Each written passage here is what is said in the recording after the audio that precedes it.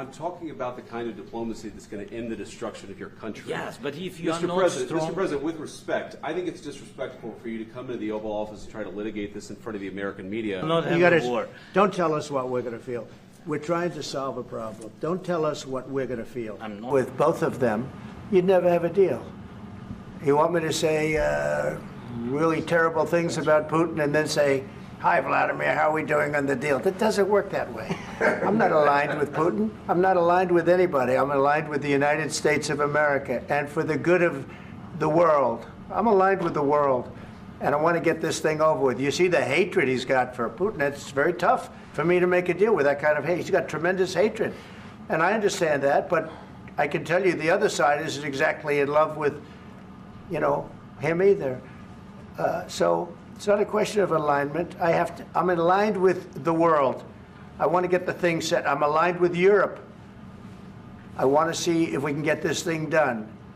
You want me to be tough? I could be tougher than any human being you've ever seen. I'd be so tough. But you're never going to get a deal that way. So that's the way it goes. All right, one more question. I will respond to this. So look, for 4 years in the United States of America, we had a president who stood up at press conferences and talked tough about Vladimir Putin, and then Putin invaded Ukraine and destroyed a significant chunk of the country. The path to peace and the path to prosperity is maybe engaging in diplomacy. We tried the pathway of Joe Biden of thumping our chest and pretending that the President of the United States' words mattered more than the President of the United States' actions. What makes America a good country is America engaging in diplomacy. That's what President Trump is doing. Can I ask you? Sure. Yeah? Yeah. Okay. So he occupied our parts, big parts of Ukraine, part of East and Crimea. So he occupied it on 2014. So during a lot of years, so I'm not speaking about just Biden, but those time was Obama, then President Obama, then President Trump, then President Biden, now the President Trump, and God bless, now President Trump will stop him.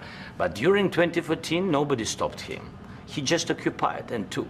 He killed people. You know what the contact 2015.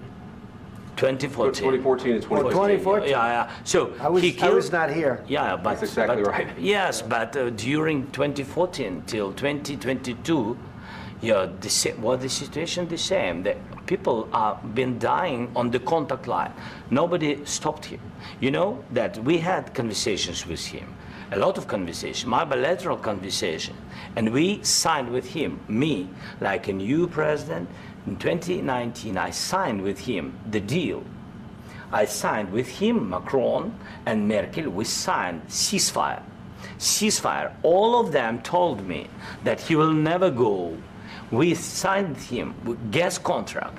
Yes, but after that, he broken this ceasefire. He killed our people and he didn't exchange prisoners. We signed the exchange of prisoners, but he didn't do it. What kind of diplomacy, JD, you are speaking about? What do you mean? I'm talking about the kind of diplomacy that's going to end the destruction of your country. Yes, but if you Mr. President, with respect, I think it's disrespectful for you to come into the Oval Office and try to litigate this in front of the American media. Right now, you guys are going around and forcing conscripts to the front lines because you have manpower problems. You should be thanking the President for trying to bring an end to this conflict. Have you ever been to Ukraine that you say what problems we have? I have been to. Come once. I've actually watched and seen the stories, and I know what happens is you bring them on a propaganda tour, Mr. President.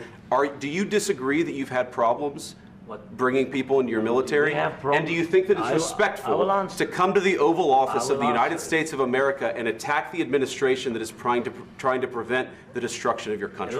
A lot of questions. Let's start from the beginning. Sure. First of all, during the war, everybody has problems, even you, but you have nice ocean and don't feel now, but you will feel it in the future. God bless. You don't know that. God bless. God bless. You will not have a war. Don't tell us what we're going to feel.